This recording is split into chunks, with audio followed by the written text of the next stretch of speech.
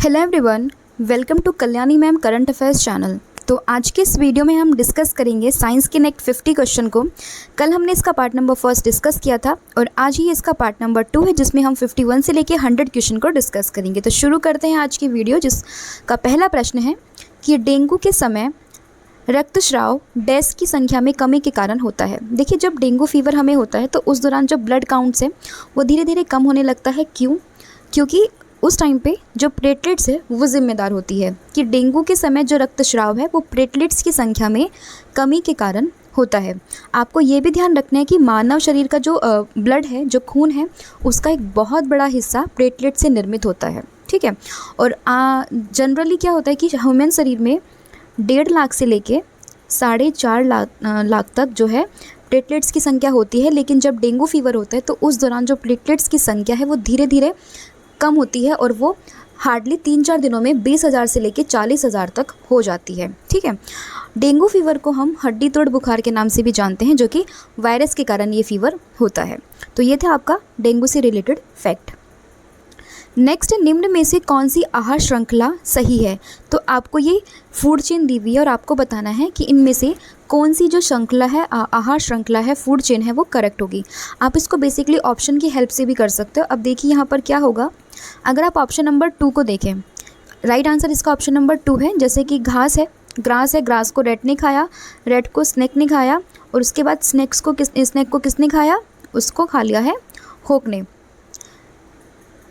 यानी कि बाज ने। तो यहाँ पर जो श्रृंखला है वो बी ऑप्शन वाली सही होगी। आप अदर ऑप्शन को चेक कर सकते हो, इनमें से कहीं ना कोई मिसमैच बैठ रहा है, तो ऑप्शन नंबर बी इसका करेक्ट होगा।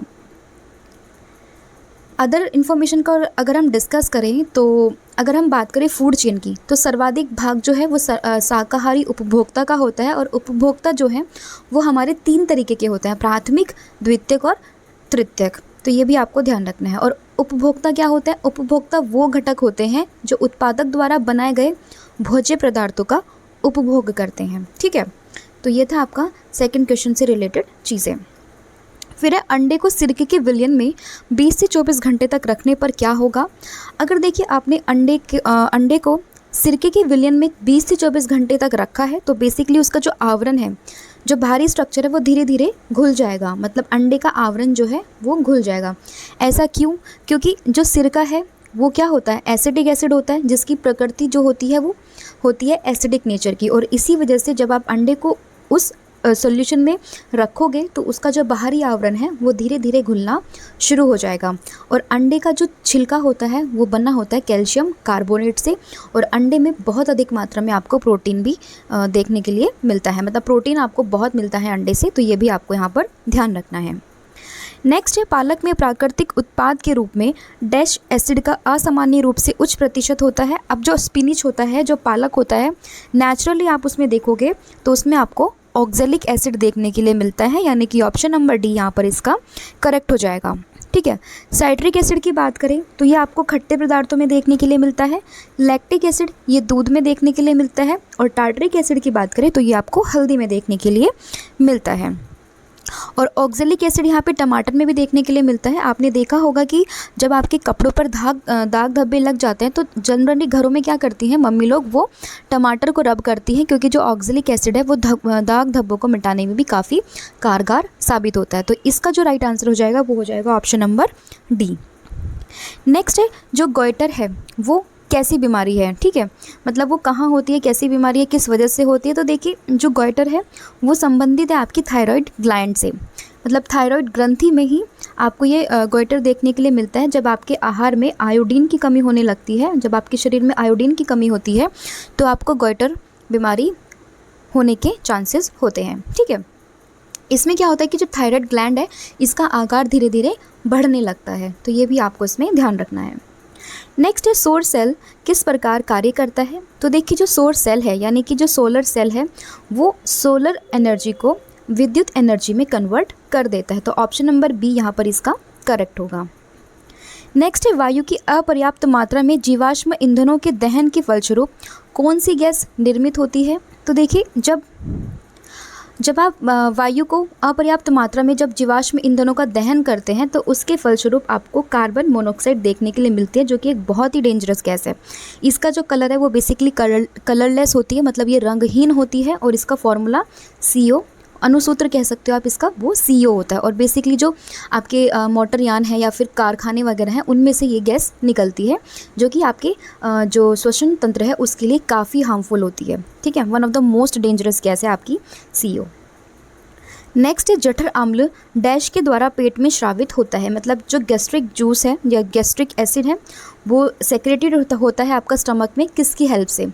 तो देखिए ये होता है बेसिकली आपका पार्श्विक कोशिकाओं के सहायता से, मतलब जो पेरिटियल सेल होती हैं उसी के द्वारा पेट में ये अम्ल स्रावित होता है। ठीक है, और इसका जो रंग होता है, जठर रस का जो रंग होता है वो हल्का पीले रंग का होता है, और इसका जो नेचर है वो कैसा होता है, वो अम्लीय प्रवृत्ति का होता है। नाम से पता चल रहा है एसिड, तो इसका जो नेचर है वो कैसा होगा, वो एसिडिक नेचर होगा। नेक्स्ट है पृथ्वी की ऊपरी सतह जो भू प्रॉपर्टी होती है, सबसे अधिक मात्रा में पाए जाने वाला तत्व कौन सा होता है? तो देखिए जो हमारी पृथ्वी की सबसे ऊपरी सतह होती है जिसको भू प्रॉपर्टी भी कहते हैं, क्रस्ट भी कहते हैं, तो सर्वाधिक मात्रा में देखने के लिए आपको मिलता है वहाँ पर ऑक्सीजन। तो ऑप्शन नंबर A इसका करेक्ट होगा। वहीं बात करें ऑक्सीजन के बाद दूसरी सबसे ज़्यादा जो मिलती है हमें सिलिकॉन मिलती है, और तीसरी जो इम्पॉर्टेंट आपको एलिमेंट वहाँ पर मिलता है वो मिलता है आपको एल्यूमिनियम, यानी कि सबसे ज़्यादा आपको ऑक्सीजन मिलेगा, उसके बाद सिलिकॉन मिलेगा, देन आपको एल्यूमिनियम वहाँ देखने के लिए मिलेगा। और पृथ्वी के ऊपरी भाग को ही हम क्या कहते हैं, क्रस्ट कहते हैं, यानी कि भू प्रॉपर्टी कहते हैं। नेक्स्ट है दही जमने के लिए कौन सा जीवाणु उत्तरदायित्व है? तो दही जमाने के लिए बेसिकली हमको जो ज़रूरत पड़ती है वो होती है लैक्टोबैसिलस एसिडोफिलिस की। तो ऑप्शन नंबर A यहाँ पर करेक्ट होगा। आपने अक्सर देखा होगा दूध से रिलेटेड जो भी चीज़ें होती हैं वो लैक्टिक एसिड, लैक्टोज, लैक्टिक, इन सब से काफ़ी रिलेट करते। तो जहाँ पे भी आपको लैक्टिक, लैक्टोज ये सब मिले तो ध्यान रखना कि वो कहीं ना कहीं आपका दूध के प्रोडक्ट से या फिर दूध से संबंधित होता है। तो यहाँ पर जो दही के जमने के लिए बैक्टीरिया यूज़फुल है वो है आपका लैक्टोबैसिलस एसिडोफिलिस। ठीक है, हमेशा हम ये बोलते हैं कि बैक्टीरिया हमारे लिए काफ़ी हार्मफुल होते हैं, लेकिन किसी किसी सिचुएशन में बैक्टीरिया जो है वो मानव के लिए काफ़ी लाभदायक भी होते हैं। बात है बैक्टीरिया की, तो बैक्टीरिया की जो खोज है वो एक साइंटिस्ट थे, नाम है जिनका एंटनी वॉन लीवनहॉक। उन्होंने 1683 में बैक्टीरिया की खोज की थी, और लीवनहॉक को ही जीवाणु विज्ञान का जनक भी कहा जाता है।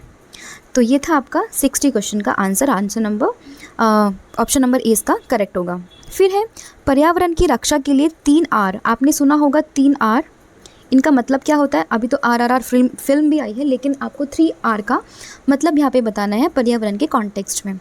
तो पर्यावरण के कॉन्टेक्स्ट में 3 R का मतलब होता है रिड्यूस, रिसाइकल और रीयूज़। ठीक है, रिड्यूस, रिसाइकल और रीयूज़, यानी कि ऑप्शन नंबर D यहाँ पर इसका करेक्ट हो जाएगा। पर्यावरण की बात करें तो पर्यावरण दिवस हर साल हम कब मनाते हैं, और इस साल की थीम क्या थी ये आपको कमेंट सेक्शन में बताना है।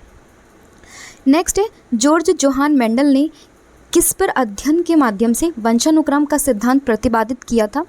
तो जो मेंडल थे उन्होंने बेसिकली मटर के ऊपर अपना एक्सपेरिमेंट किया था, और वहीं से उन्होंने वंशानुक्रम सिद्धांत को प्रतिपादित किया था। तो ऑप्शन नंबर A ये इसका करेक्ट होगा।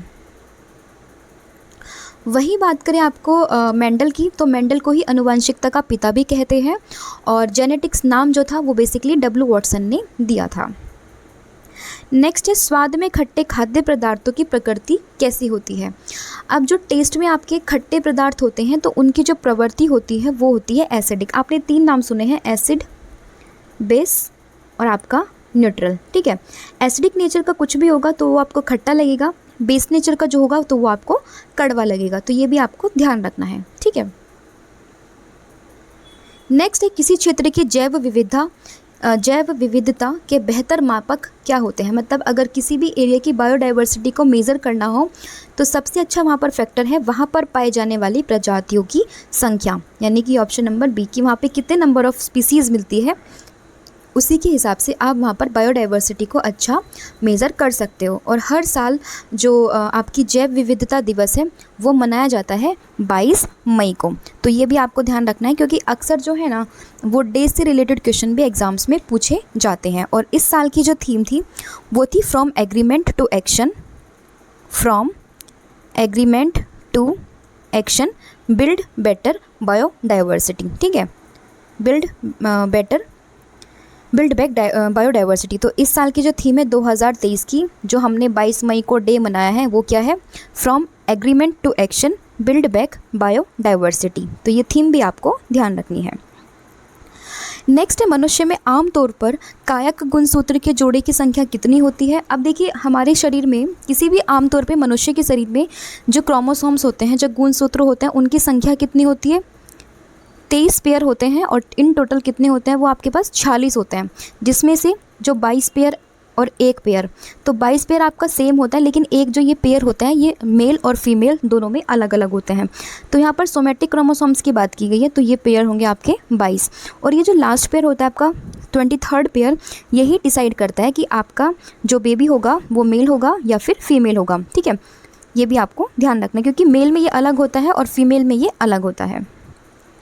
नेक्स्ट है, सभी सजीव जीवों को व्हाइटर ने यानी कि 1969 द्वारा प्रतिपादित प्रणाली के तहत कितने समूह में वर्गीकृत किया था। तो देखिए 1969 में सभी सजीव जीवों को व्हाइटर ने बेसिकली 5 डिफरेंट समूह में वर्गीकृत किया था। और ये 5 ग्रुप कौन से थे, पहला है मोनेरा, प्रोटिस्टा, फंगी, प्लांट और एनिमल, ठीक है। तो ये पाँचों ही आपको नाम याद रखने हैं।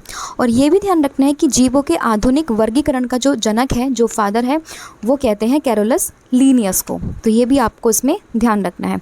और जो द्विनाम पद्धति थी उसके जनक भी कौन है, वो भी कैरोलिनियस लीनियस है। तो ये इसमें इतने फैक्ट आपको ध्यान रखने हैं। नेक्स्ट है, शुक्र का वायुमंडल किस अम्ल से बना होता है। तो जो शुक्र का वायुमंडल होता है वो आपको देखने के लिए मिलेगा सल्फ्यूरिक एसिड का, यानी कि सल्फ्यूरिक एसिड से ही आपका शुक्र का वायुमंडल बना होता है। और इसका फॉर्मूला होता है H2SO4। ऑक्जेलिक एसिड मैंने आपको बताया पालक में देखने के लिए मिलता है, टमाटर में देखने के लिए मिलता है। और कपड़ों पे दाग धब्बे जब लग जाते हैं तो घरों में हम ऑक्जेलिक एसिड यानी कि टमाटर का इस्तेमाल करते हैं उसको साफ़ करने के लिए।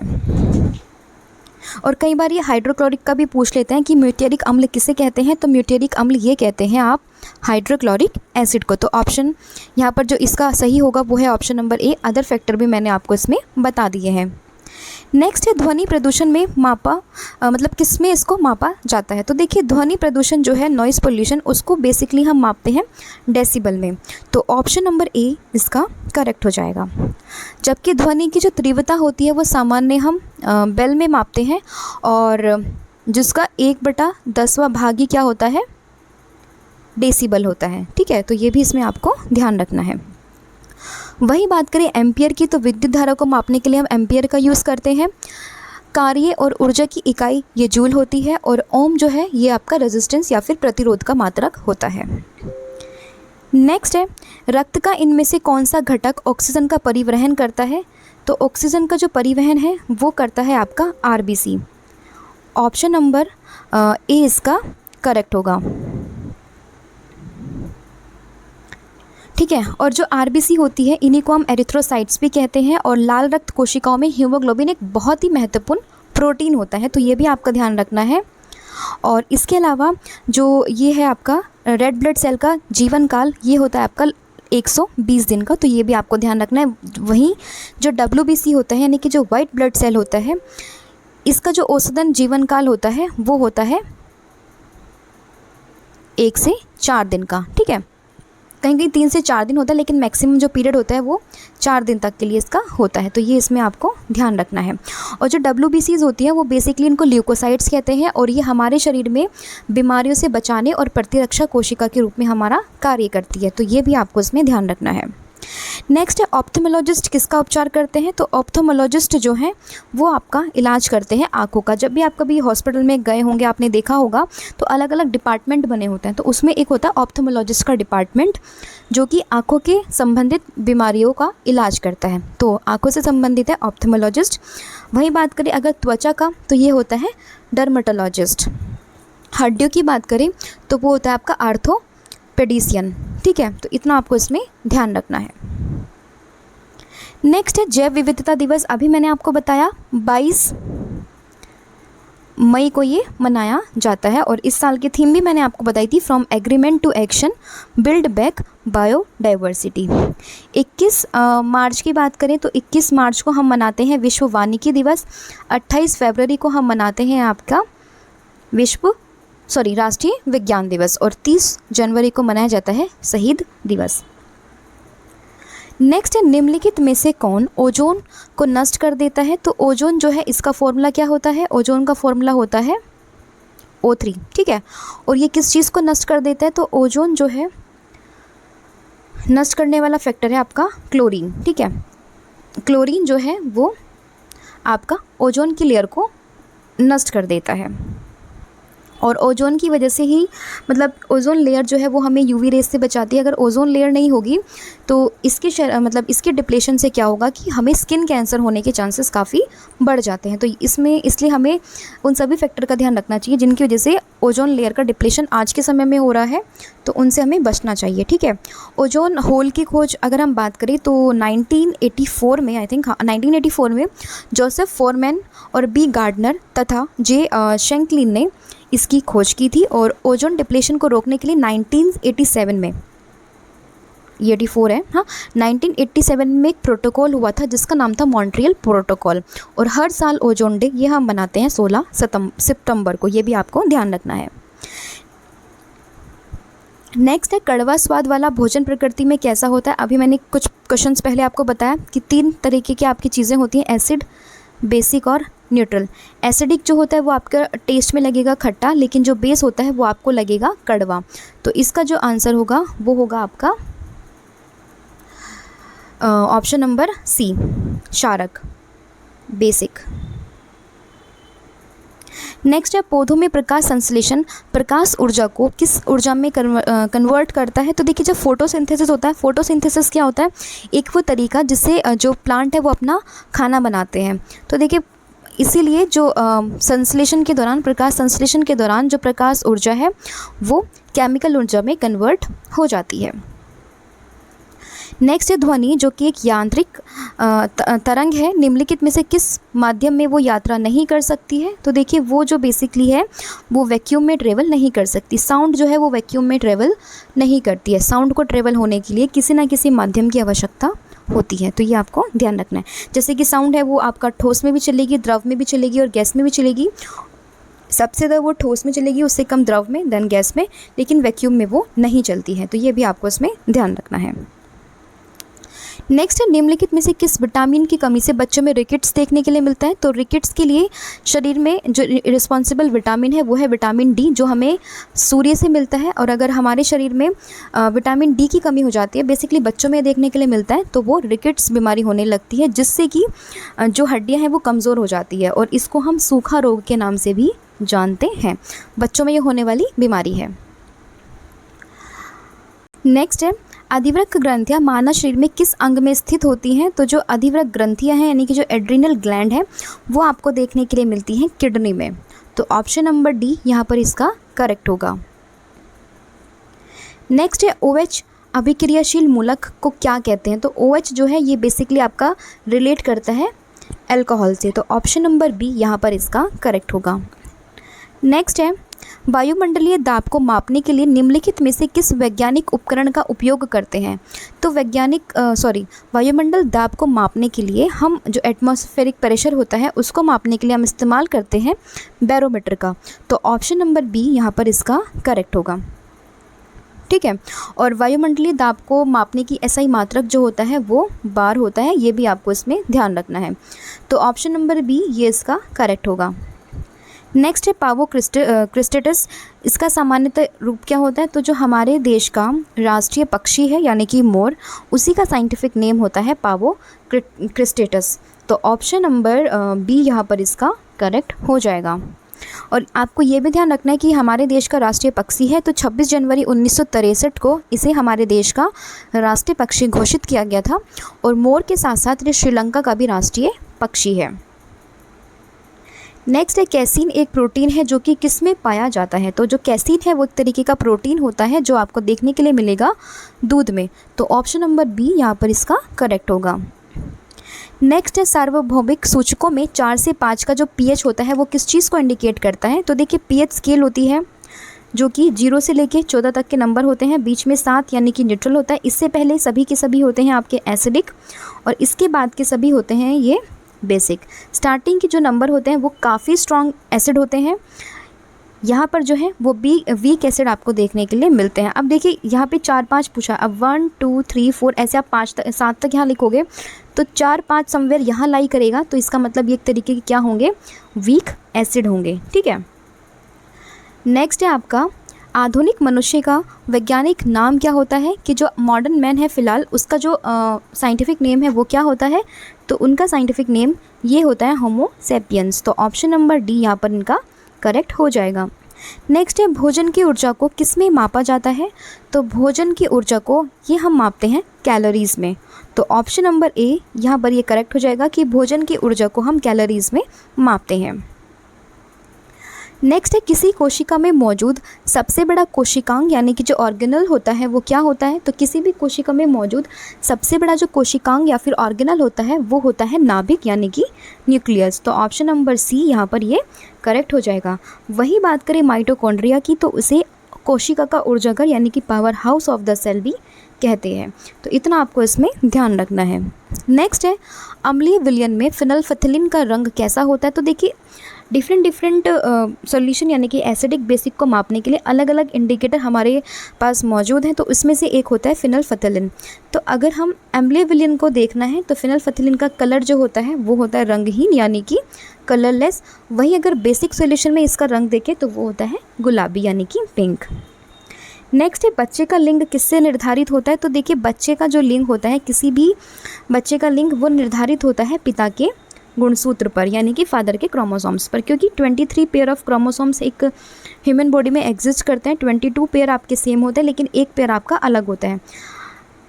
मेल में आपके XY मिलते हैं और अगर फीमेल की बात करें तो वहाँ पर XX आपको देखने के लिए मिलता है। तो यही फैक्टर जो है Y वाला, ये किसी भी बच्चे के लिंग को निर्धारित करता है जो कि फादर से देखने के लिए मिलता है। नेक्स्ट है निमोनिया डैश की सूजन के कारण होता है, तो जो निमोनिया है अगर फेफड़ों में सूजन हो जाती है तो उस कारण आपको निमोनिया देखने के लिए मिलता है। तो इसमें ऑप्शन नंबर डी ये इसका करेक्ट हो जाएगा। आपने मेनिंजाइटिस रोग के बारे में भी सुना होगा, जब मस्तिष्क में सूजन हो जाती है तो उस कंडीशन में मेनिंजाइटिस रोग देखने के लिए मिलता है। तो लेकिन निमोनिया जो है वो फेफड़ों में अगर सूजन होती है तो उस कारण होता है। तो ऑप्शन नंबर डी यहाँ पर इसका करेक्ट होगा। नेक्स्ट सभी अम्ल धातुओं के साथ अभिक्रिया कर कर कौन सी गैस उत्पन्न करते हैं, तो देखिए जब भी कोई अम्ल किसी धातु के साथ अभिक्रिया करता है, मैंने आपको पहले भी बताया है ये, तो वो रिलीज़ करता है हाइड्रोजन गैस को। तो ऑप्शन नंबर ए यहाँ पर इसका करेक्ट हो जाएगा। और हाइड्रोजन गैस किसने डिस्कवर करी थी, तो ये की गई थी हेनरी कैवेंडिश के द्वारा। नेक्स्ट है निम्नलिखित में से किस रक्त समूह को सार्वभौगिक दाता के रूप में जाना जाता है यानी कि यूनिवर्सल डोनर, तो यूनिवर्सल डोनर ये होता है O, और O में भी कौन सा, O नेगेटिव ज़्यादा प्रेफर करते हैं। और सर्वग्राही ब्लड ग्रुप कौन सा होता है, तो वो होता है आपका AB। बेसिकली ब्लड ग्रुप आपके 4 प्रकार के होते हैं, AB और O। और रक्त समूह की खोज ये की गई थी कार्ल लैंडस्टीनर के द्वारा। नेक्स्ट है किसी परमाणु के नाभिक में मौजूद प्रोटॉन और न्यूट्रॉन की कुल संख्या को किस रूप में जाना जाता है। अब देखिए आपके पास कोई एटम है, ठीक है, और उसके अंदर आपका न्यूक्लियस होता है और बाहर आपके इलेक्ट्रॉन्स जो हैं वो रिवॉल्व करते रहते हैं, और जो न्यूक्लियस होता है इसके अंदर आपको प्रोटॉन और न्यूट्रॉन देखने के लिए मिलता है, और इन्हीं दोनों के कॉम्बिनेशन को कहते हैं परमाणु या मास नंबर, आप एटॉमिक मास या फिर मास नंबर। तो ऑप्शन नंबर सी यहाँ पर इसका करेक्ट हो जाएगा। नेक्स्ट निम्नलिखित में से कौन सा विटामिन सी की आपूर्ति प्रदान करता है, तो विटामिन सी की आपूर्ति जो पूरी होती है वो होती है साइट्रस फ्रूट से यानी कि जो खट्टे फल होते हैं उनसे। तो ऑप्शन नंबर सी यहाँ पर ये करेक्ट होगा। विटामिन सी का जो रासायनिक नाम है वो होता है आपका एस्कॉर्बिक एसिड, और इसी की कमी से हमें स्कर्वी देखने के लिए मिलता है। नेक्स्ट है CH3CH2CH2OH का IUPAC नेम। तो देखिए आपने 9th-10th में अगर नॉमेनक्लेचर किया होगा अच्छे से तो आप इसको आराम से बता सकते हो। एक सीरीज़ होती है मैथ, एथ, प्रॉप, ब्यूट, इस तरीके से आपकी सीरीज़ चलती है। तो ये 1 नंबर, अगर कार्बन की संख्या 1 होती है, कार्बन की संख्या 2 होती है, कार्बन की संख्या 3 होती है, तो उस हिसाब से पूरी नंबरिंग होती है। अब यहाँ पे देखिए कार्बन कितने हैं, 1 2 3, तो मैथ एथ प्रोप, तो प्रोप इतने का आपका प्रोप हो जाएगा और OH आपका नॉल के लिए होता है, तो प्रोपेनॉल इसका सही आंसर हो जाएगा। तो ऑप्शन नंबर डी ये इसका करेक्ट होगा। नेक्स्ट है मानव शरीर का सबसे बड़ा आंतरिक अंग कौन सा होता है? तो मानव शरीर का सबसे बड़ा आंतरिक अंग की बात करें तो वो होता है आपका यकृत यानी कि लीवर। तो ऑप्शन नंबर ए यहाँ पर इसका करेक्ट होगा। नेक्स्ट है बेरी किस वजह से होता है? तो देखिए बेरी जो होता है, अगर हमारे शरीर में विटामिन B1 की कमी हो जाती है तो उस कंडीशन में आपको देखने के लिए मिलता है बेरी रोग। नेक्स्ट है निम्नलिखित में से किस विटामिन को B2 के नाम से भी जाना जाता है? B2 के नाम से हम जिसको जानते हैं वो होता है राइबोफ्लेविन। ऑप्शन नंबर सी यहाँ पर करेक्ट होगा। थायामीन की बात करें तो ये होता है विटामिन B1, और इसके बाद नियासिनामाइड की बात करें तो ये कौन सा होता है? तो ये होता है विटामिन B3, और साइनोकोबालामीन की बात करें तो ये होता है विटामिन B12। नेक्स्ट निम्नलिखित में से कौन सा अंग मानव नेत्र की संरचना से संबंधित है?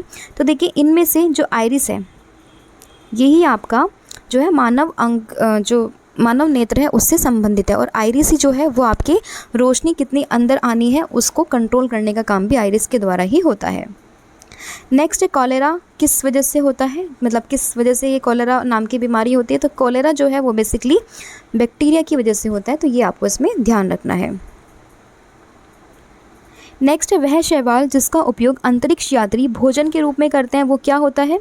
तो अंतरिक्ष यात्री जिसका उपयोग भोजन के रूप में करते हैं तो वो होता है chlorella. Option number A. Next है इनमें से कौन सा पदार्थ तंबाकू में मौजूद होता है? तो तंबाकू में मौजूद पदार्थ वो होता है निकोटीन। ऑप्शन नंबर सी यहाँ पर इसका करेक्ट होगा। तो ये थे आपके साइंस का नेक्स्ट पार्ट जिसमें हमने 51 से 100 क्वेश्चन को डिस्कस किया। होपफुली आपको वीडियो पसंद आया होगा। वीडियो को शेयर कीजिए, लाइक कीजिए, चैनल को सब्सक्राइब कीजिए अगर अब तक आपने नहीं किया है तो। मिलते हैं नेक्स्ट वीडियो में, इसका पार्ट नंबर 3 जल्दी ही आएगा। तो तब तक के लिए थैंक यू सो मच।